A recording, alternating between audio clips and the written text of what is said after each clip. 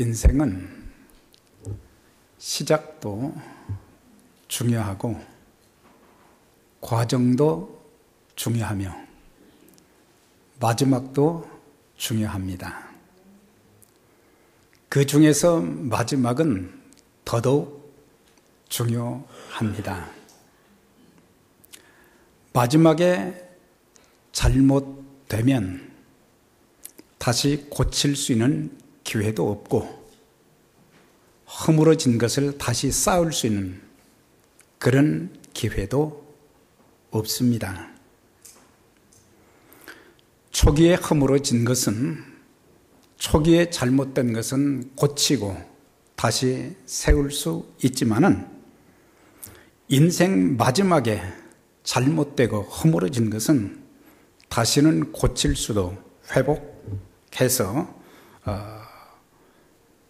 허물어진 것을 쌓을 수 있는 기회도 없습니다. 우리의 인생이 수치와 부끄러움으로 마감되는 그런 인생이 되지 않도록 우리는 모든 일에 기도하고 조심하며 또한 무슨 일을 하든지 최선을 다해서 주님께 인정받는 그런 삶을 살아가야 될 것입니다.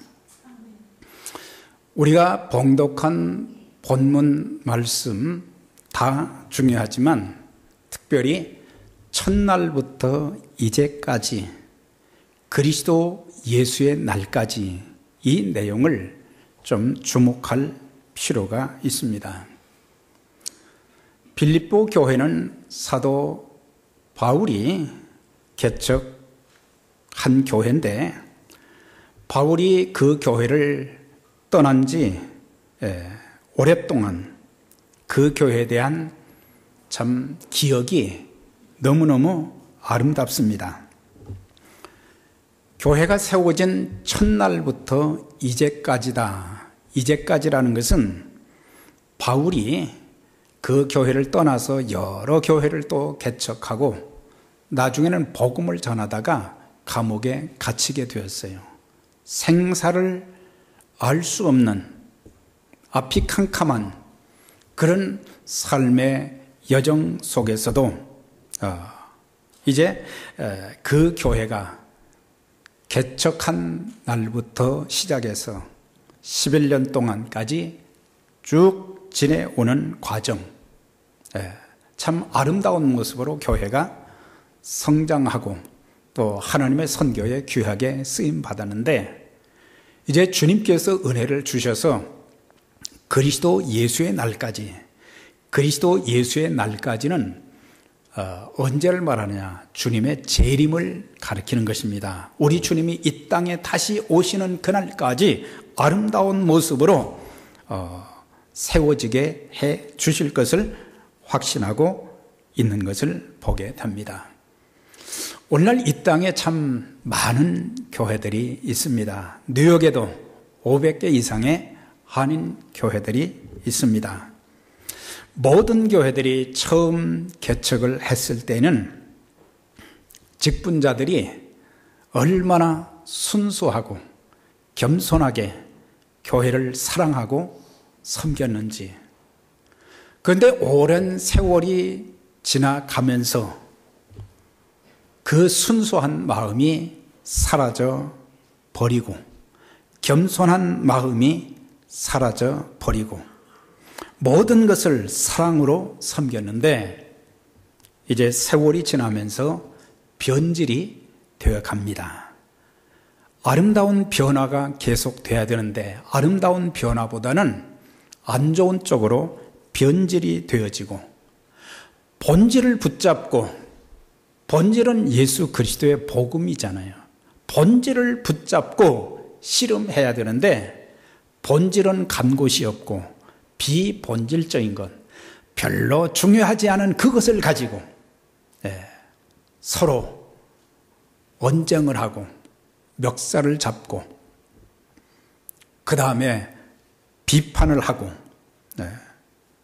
그래서 결국에 싸우다가 분열하게 되고 서로가 큰 상처만 안겨주는 그런 모습으로 교회가 후퇴되어지는, 신앙의 아름다움이 보이지 않은 추한 모습만 보이는 그런 경우들이, 또 그런 교회들이 적지 않게 많다고 하는 것입니다.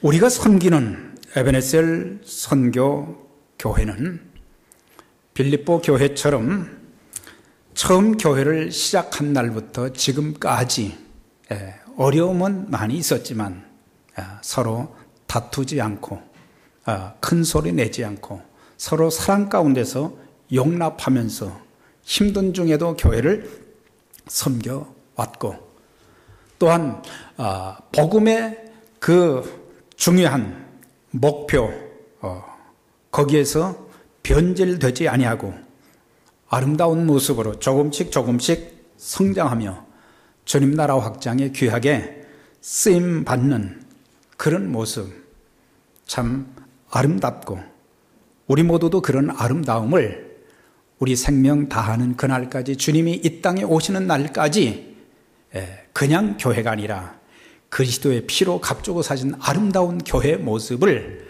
계속해서 견지해 나가야 될 줄 믿습니다. 한 해 마지막 주일 예배를 드리면서 우리는 하나님께서 행하신 놀라운 일들이 참 많이 있고 우리는 감사할 것이 참 많습니다.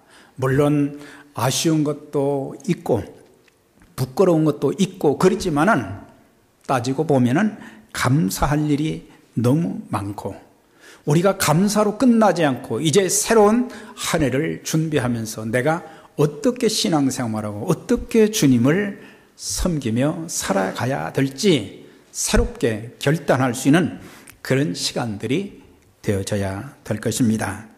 사도 바울은 빌립보서를 통해서는 나의 하나님께 감사한다, 또 골로새 교회 성도들을 향해서는 하나님 아버지께 여러분들은 감사하십시오, 자기 자신도 감사하고 또 성도들도 하나님 앞에 감사하십시오, 그런 내용이 에베소서, 빌립보서, 골로새서 또 그 외에 바울 서신 속에서 많이 등장하는 것을 보게 될 때에, 바울이 예수님을 만나고 난 이후부터 마지막 순교하는 그날까지 보면은 힘들고 어려운 일들이 숱하게 많았어요. 감옥에 갇히는 일도 많이 했고, 매도 수없이 많이 맞고, 돌로 맞고, 또 배가 파손되는 것 때문에 생사의 기로에 있기도 했고, 굶주리고 헐벗고 그런 어려움이 많이 있었음에도 불구하고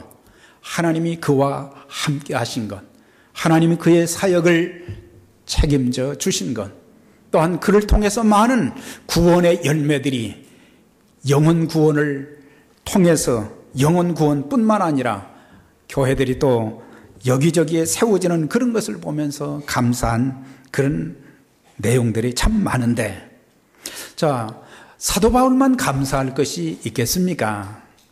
저와 여러분들도 지나온 1년이나 또 지나온 우리의 인생 여정 보면은 힘들고 어려운 일이 참 많았지만, 그런 가운데도 하나님의 손길은 늘 우리를 붙들어 주시고 실족하지 않게 하시고, 또한 생명과 건강을 주신 것, 감사한 것이 너무 많은 거예요.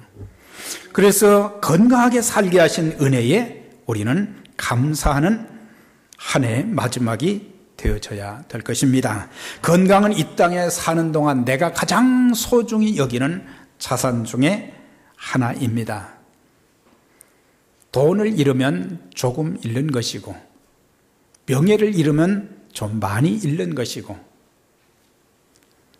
건강을 잃으면 모든 것을 잃는다는 그런 말처럼, 우리가 건강을 잃었다면 우리가 가진 꿈과 비전도, 우리가 열심히 일궈놓은 삶의 터전, 사업장이고 직장이고, 우리가 많은 물질을 쌓아놓았다 할지라도 그것 아무것도 소용이 없는 것입니다. 금년 한 해 얼마나 많은 분들이 건강을 잃었고 병마로 고통당하고 있는지 병원에 가보면 알 수가 있어요. 사람이 늘 건강하면 건강을 주신 하나님의 은혜를 망각하고 당연히 나는 건강하다 그렇게 생각하는데, 또 내가 건강관리를 잘했기 때문이 아니라 모든 건강은 하나님의 은혜인 줄 믿습니다. 그래서 건강 주신 하나님께 감사하고 또 지금까지 살려주신 은혜에도 감사해야 할 것입니다. 우리가 죽는다는 것은 사실 남의 일이 아닙니다.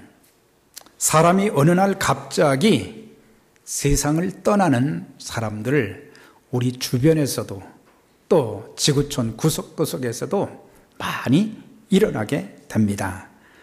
노안으로, 사고로, 질병으로, 전쟁으로, 굶주림으로 생명을 잃는 자들 얼마나 많습니까? 그래서 그 사람들이 죽음을 준비하고 죽어야 되는데 죽음을 준비하지도 못한 채 어느 날 갑자기 세상을 떠나게 됩니다. 오늘 우리가 한 해 마지막 송년주일 예배를 이렇게 드릴 수 있음도 하나님의 은혜이므로 감사해야 될 것입니다. 우리가 살아있다는 것, 건강하다는 것은 우리에게 주신 사명이 있다는 뜻입니다. 하나님이 왜 우리를 살려주실까? 왜 하나님이 우리에게 건강을 주실까? 그것은 단순히 오래 살라, 100세 인생을 살아야 된다, 그것만이 아니라 우리를 향하신 하나님의 뜻, 하나님의 목적이 있기 때문에 우리에게도 많은 위험들이 있었지만 하나님이 지켜주신, 그래서 우리는 건강할 때, 살아있을 때에 값어치 있는 일, 하나님이 인정하실 만한 그런 일로 쓰임을 받으며 살아야 될 것입니다. 모세는 그런 기도를 했어요. 우리의 인생이, 우리의 연수가 70이요 강건하면 80이다. 그런데 우리의 인생은 수고와 슬픔뿐이며 날아가나이다 그랬어요. 그러면서 모세는 이제 우리의 날 계수함을 가르치사 지혜의 마음을 얻게 해 주세요.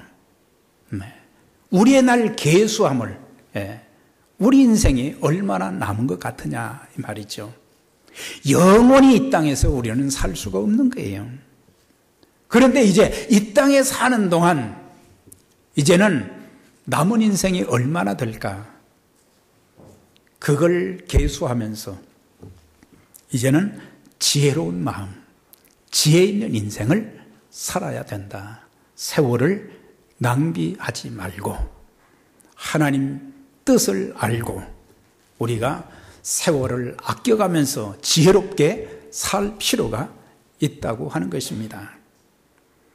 또한 우리가 한 해를 마감하면서 예수 믿고 구원받게 된 건, 사실 예수 믿는다는 것이 이게 쉬운 일 같지만 쉬운 게 아니었어요.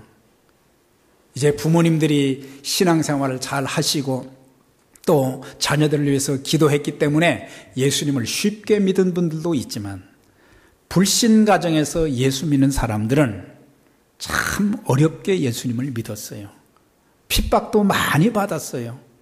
또 어떻게 해야 될지도 몰랐고, 그런 가운데 내가 예수를 믿었다는 그 자체가, 하나님의 자녀가 되었다는 그 자체에 감사하고, 또 내게 하나님께서 은사도 직분도 주셔서 주님의 몸된 교회를 섬기게 해 주신 것. 또 한 해를 살면서 우리는 생각지 못한 환난과 시련들이 우리의 가정에 쓰나미처럼 밀려오기도 했고, 여러 가지 환난과 어려움을 많이 겪었지만 그런 가운데도 주님을 배반하지 않은 믿음을 지키고, 삶의 여건도 좋지 않고 인간관계에서 교회를 섬기면서 갈등도 참 많이 있어요. 내가 꼭 이렇게까지 해야 되는가? 그런 갈등 속에서도 믿음을 지키고 변함없이 주님의 교회를 섬기며 쓰임받게 된 것도 그것도 감사한 일인 것입니다. 이제 사도 바울은 자신이 하나님께 감사할 뿐만 아니라 또 자신이 복음을 전해서 세워진 교회들마다 그 성도들을 생각하면서 그 성도들과의 아름다운 교제를 감사하고 있는 것을 볼 수가 있어요. 내가 너희를 생각할 때마다 하나님께 감사하고, 참 사도 바울의 그 아름다운 목회자로서 전도자로서의 그 심정을 보게 됩니다. 내가 너희를 생각할 때마다 나의 하나님께 감사하고 첫날부터 이제까지 너희가 복음 안에서 교제한 것 때문에 감사하다, 그렇게 표현을 하고 있어요. 오늘 그 세 번역에는 복음을 위한 일에 참여하고 있기 때문이다, 그렇게 표현하기도 했습니다만, 여기서 교제라고 하는 것은 단순한 펠로십만을 말하는 것이 아닙니다. 교제란 코이노니아라는 말인데 상호 교류하다, 결합하다는 그런 뜻으로 인간관계가 교회 안에서도 그냥 단순히 만났다가 헤어지는 그런 관계가 아니라 특별한 목적을 가지고 서로 교류하며 연합하는 행동을 교제라, 그렇게 말하는 것입니다. 그러니까 목적이 분명한 거죠.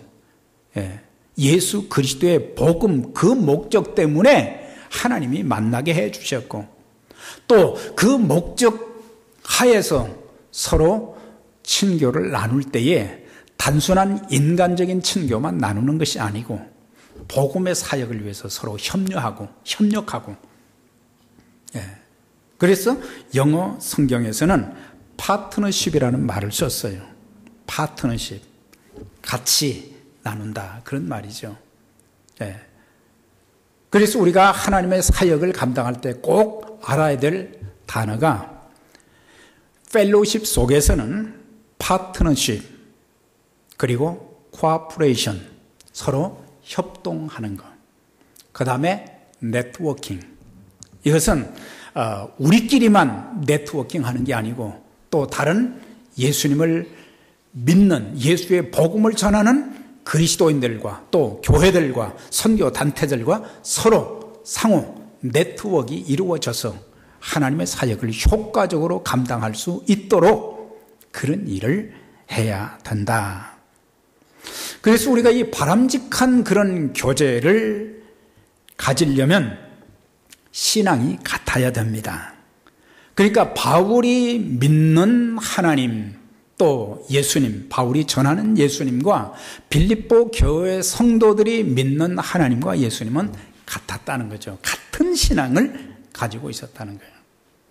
제가 이렇게 사역을 감당하면서 이 가정의 어려움들 때문에 고통당하는 성도들의 가정을 이렇게 좀 많이 볼 수 있었던 것은 물론 경제적인 것도 있고 질병도 있지만 또 한 가지는 종교가 가족들마다 다 서로 다른 거예요. 그러니까 종교가 다르니까 서로 갈등이 많고 싸움이 많고, 또 어떤 경우에는 한쪽은, 남자 쪽은 무종교인데 또한 아내 측은 예수 믿는 사람이라, 그럴 때에 또 예수 믿는 그 아내의 고충은 말로 다 할 수가 없어요. 참 남자들이 얼마나 핍박을 해야 되는지. 물론 나중에는 그 부인의, 그 아내의 눈물의 기도와 믿음을 통해서 남편이 예수 믿고 또 회개하고 예수 믿고 또 하나님 앞에 쓰임받는 그런 일도 많지만은, 이렇게 서로 같은 신앙이 되지 못할 때 참 고통스러운 거예요. 부부가 신앙생활을 하면서도 주는 그리스도시요 살아계신 하나님의 아들입니다. 그렇게 온 가족이, 부부가 같이 고백할 수 있는 그런 신앙이 되어져야 될 것이고, 신앙의 수준도 말이죠. 어떤 사람은 성령 충만한 하나님의 말씀에 대한 지식도 많고, 또한 성령 충만하고 하나님 앞에 헌신하려고 하는데 초신자의 신앙을 가진 남편이 있다면 또 그것 때문에 교회 봉사를 못하게 만들고 참 힘들어요. 그래서 부부가 신앙이 같은 수준으로 성장해야 돼요. 그래서 기도할 때는 같이 기도하고, 말씀 공부할 때도 부부가 같이 하고,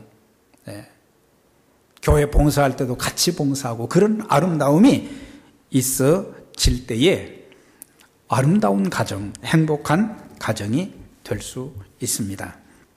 그러면서 목적도 같아야 된다. 우리 인생의 목적이 무엇인가? 왜 우리가 사는가? 사는 목적. 왜 돈을 벌어야 되는가? 한국 분들이 비즈니스를 하다가 말이죠. 권총강도 때문에 많은 분들이 참 목숨을 잃고 가정이 파괴되고 힘든 그런 모습들을 많이 보게 돼요. 우리는 특히 비즈니스 하는 분들을 위해서 많이 기도할 필요가 있어요.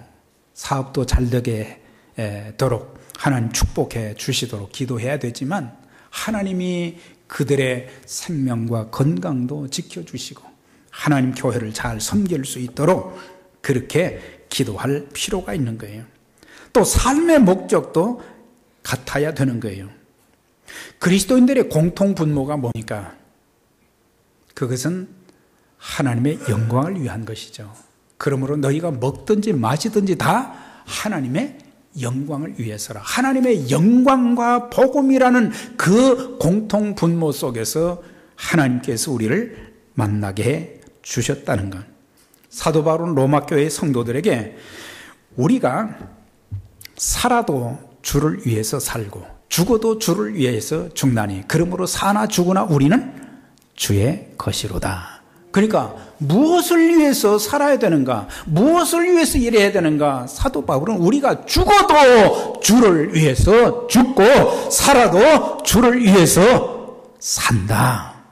그 목적이 분명하게 되면 어떤 시련이 와도 우리는 흔들리지 않게 되는 거예요.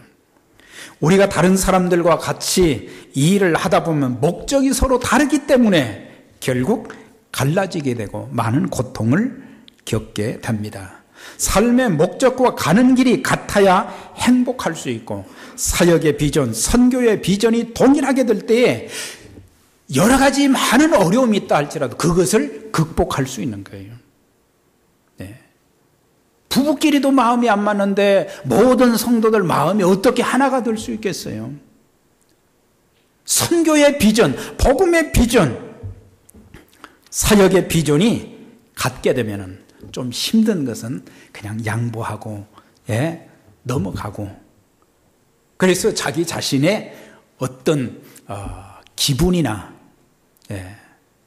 체면보다는 그리스도를 먼저 생각하고 그리스도의 피로 값주사진 교회를 먼저 생각하고, 그리고 나보다는 상대를 더 생각하는 그런 마음이 있기 때문에 조금 힘들어도 갈등이 있어도 그거는 극복이 될 수 있는 거예요. 행복한 가정생활, 행복한 교회를 세워나가기 위해서 꼭 기억해야 될 내용은 같은 마음, 같은 말, 같은 뜻. 이것은 복음 안에서, 예수 안에서만 가능한 거예요. 그런데 사도 바울이 빌립보 교회 성도들 때문에 하나님께 감사하라고 그러는데 그것은 왜 감사했을까요? 복음 때문에 감사했다. 복음으로 인한 아름다운 교제도 있었고, 복음 때문에 빌립보 교회 성도들과 관계가 계속 유지가 되어졌고, 각자의 삶이 그렇게 힘든 중에도 정신적으로 경제적으로 바울을 도우며 감싼 것도 무엇 때문이에요? 바울을 위해서가 아니라 복음 때문에. 그 복음을 전하는 바울이 사역을 잘 감당할 수 있도록 하기 위해서 기도해주고 또한 보호하고 또한 함께 동력자로 섬겨주고 그렇게 할 수 있었던 모든 것이 복음 때문이었다. 사람들끼리 만나면 이해관계를 저울질합니다. 내가 저 사람과 깊이 사귀어서 나에게 유익이 될 것이 무엇인가? 이것이 세상 이치잖아요. 그래서 저 사람한테 더 이상 내가 얻어낼 것이 없다 그러면은 상대가 어려운 처지에 놓이게 되면 그때부터 사람들은 등을 돌리는 거예요. 그러나 복음 때문에 맺어진 관계는 우리의 삶의 상황에 상관없이 그 교제는 계속 이어져 갈 수 있는 거예요. 그것 때문에 갈등이 많잖아요. 교회에 대한 갈등도 있고 인간관계의 갈등도 있고 그래서 손해, 분리, 감정, 기분 때문에 등을 돌리고 그런 것은 진정한 교제가 아니다. 그래서 진정한 교제는 예수 안에서만 가능한데 우리가 또 교회 생활하면서 초월해야 할 것이 있어요. 그게 뭐냐? 지연, 학연, 혈연, 같은 집안, 또 같은 고향, 또 같은 학교 이런 것들이 교회 사역에 끼리끼리 뭉쳐지면 안 된다는 것입니다. 복음으로 하나가 돼야지 이런 것들로 비신앙적인 것도 사람들은 지연, 혈연, 학연 이런 것들로 뭉치고 그래서 교회가 힘들 때도 참 많은 거예요. 우린 그걸 초월해야 되는 것입니다. 또 한 가지 바울이 빌립보 교인들을 이제 생각하면서 하나님 앞에 감사하는데 바울이 그 목회자로서의 그 성도들을 생각하는 그 마음 거기에 대한 또 성도들이 바울을 생각하는 그 마음을 이렇게 표현했어요. 8절에 보니까 내가 예수 그리스도의 심장으로 너희 무리를 얼마나 사랑하는지 하나님이 내 증인이라 그랬어요. 내가 당신을 얼마나 사랑하는지 하나님이 내 증인이라 그렇게 말할 수 있느냐 말이죠. 우린 겉으로는 사랑합니다. 그렇지만 우리의 속은 그렇지 않을 때가 참 많아요. 그냥 속에 있는 것을 숨기고 어쩔 수 없이 그렇게 표현하는 것뿐이지. 부부간에도 성도 간에도 목회자와 성도들 간에도 그런 마음 내가 여러분들을 얼마나 사랑하는지 예수 그리스도의 심장으로 심장이라는 것은 속 창자를 말하는 것인데 내 속에서 진심으로 여러분들을 사랑하는 것을 하나님이 알고 계십니다. 바울의 마음속에 늘 빌립보 교회 성도들이 있었고 빌립보 교회 성도들의 마음속에 바울이 늘 있었다. 그들은 힘들고 어려운 일이 많았지만 서로의 마음이 달라지지 않았다고 하는 것입니다. 대개 사람들은 상대가 어려움을 겪거나 내게 더 이상 유익이 되지 않는다고 생각하면 멀리하거나 그 사람 곁을 미련 없이 떠나게 되지만은 바울과 빌립보 교회 성도들과는 그런 사이가 아니었다는 것입니다. 그때 당시에 얼마나 핍박이 심했습니까? 그때 당시에 얼마나 경제적으로 궁핍했습니까? 그들의 삶의 환경이 얼마나 어려웠어요. 그럼에도 불구하고 복음으로 맺어진 그 관계는 절대 변하지 않았다고 하는 사실이에요. 간구할 때마다 너희 무리를 위하여 기쁨으로 간구하면 이는 너희가 내 마음에 있음이며 너희가 다 나와 함께 은혜에 참여한 자가 됨이라. 그들을 위해서 기도할 때 나는 여러분들을 위해서 기쁨으로 기도합니다. 왜 그런가? 여러분들이 내 마음에 있기 때문입니다. 우리가 상대방을 내 마음속에 이렇게 기억하고 마음속에 두고 또한 기도해 준다는 것은 이거는 하나님의 사랑이 아니면은 불가능한 일이지요. 너희가 다 나와 함께 은혜에 참여한 자가 됨이라. 여기서 은혜는 좋은 일을 말하는 게 아니에요. 네. 성도들이 겪는 핍박과 경제적인 궁핍과 또 삶의 여러 가지 역경들이 많이 있었는데, 그런 가운데도 또 바울 자신도 감옥에 갇히는 일도 많이 했고 매도 맞고 고통당하는 일이 많았는데, 그런 가운데도 그 일이 은혜에 참여한 자가 되었다. 그러니까 삶의 상황이 좋고 나쁘고 그런 것이 문제가 아니었다라고 하는 것을 가르쳐주고 있어요. 우리가 가정생활하면서 가장 힘든 부분이 무엇입니까? 아마 여러분들이 경제적인 문제다, 그렇게 말할 수 있어요. 참 경제적으로 겪는 어려움들이 성도들에게 참 많이 있어요. 네. 하나님 앞에 드리고 싶은데도 못 드리고, 네, 참 힘들죠. 그런데 중요한 것은 돈 때문만은 아니라고 하는 것이에요. 더 중요한 것이 뭐겠습니까? 가족들이, 부모, 자식 간에, 부부 간에 서로의 마음만 헤아려 주면 그 어려움은 능히 이겨낼 수 있어요. 그런데 남편이 아내의 마음을 몰라주고, 아내가 남편의 마음을 몰라주고, 자식이 부모의 마음을 몰라주고, 내 기준에서, 내 입장에서만 생각하기 때문에 우리는 상대방 마음을 헤아려 주는 그런 마음이 없고, 그것을 보는, 어떤 것 때문에 지금 수트락을 하는지, 갈등하는지 그걸 잘 모르기 때문에 서로의 마음에 상처를 많이 남겨주는 것입니다. 교회 생활하면서 가장 힘든 것이 뭐겠습니까? 여러분들 교회 생활하면서, 교회 생활들을 오래 하셨는데 뭐 때문에 힘드십니까? 그것도 서로를 생각해 주는 마음이 없기 때문이에요. 네. 목회자는 교인들의 마음과 형편을 이해해 줘야 되는데 그걸 이해를 못 해주는 거예요. 네. 자기 입장에서만 헌신하라, 막 바쳐라, 심해질 정도로 그런 부분을 강조하고, 그럴 때에 성도들이 상처를 입게 되죠. 또한 성도들 또한 목회자의 고충을 헤아려 줄 때 그 관계는 더 아름다운 관계 속에서 교회가 세워질 수 있는 거예요. 그러니까 서로의 입장을 헤아려 줄 아는 그런 마음만 있으면 어떤 힘든 것도 이겨나갈 수 있는 거예요.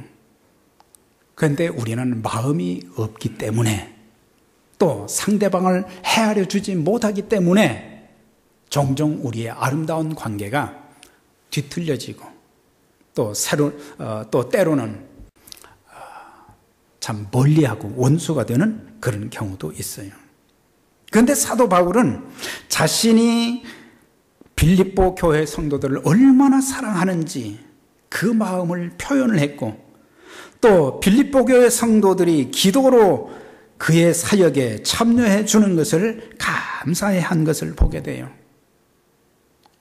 바울을 위해서 성도들이 많이 기도를 했고, 바울도 성도들을 위해서 빼놓지 않고 기도했다고 하는 것입니다. 우리가 정말 보이지 않는 가운데서, 사람들이 듣는 데서는 상대를 위해서 기도했지만 보이지 않는 가운데서 서로를 위해서 기도한 적이 얼마나 있는가. 보이지 않는 곳에서 기도하는 것이 참 아름다운 교제요, 참 아름다운 사랑이라고 하는 것입니다. 그 다음에 이제 들어보면은 빌립보 교회 성도들은 바울이 빌립보를 떠나서 그 다음에 데살로니카로 갔고, 그 다음에 또 베레아로 갔고, 여러 지역으로 이제 전전하면서 복음을 전하는 일을 할 때에 우리 교회 떠났으니까 끝, 그렇게 하지 않고 바울을 통해서 복음이 전해지기를 바랬고, 바울을 통해서 더 많은 교회들이 세워지기를 바랬기 때문에 끊임없이 기도로 후원하고 물질로 후원했던 것을 볼 수가 있어요. 빌립보서 4장에 그랬죠. 내가 마게도냐를 떠날 때, 마게도냐는 빌립보가 있는 지역을 말하는 거예요. 그가 아가야 지역으로, 아가야 지역은 고린도가 있는 지역입니다. 내가 마게도냐를 떠날 때 주고받은 내 일에 참여한 교회가 너희 위에 아무도 없었다.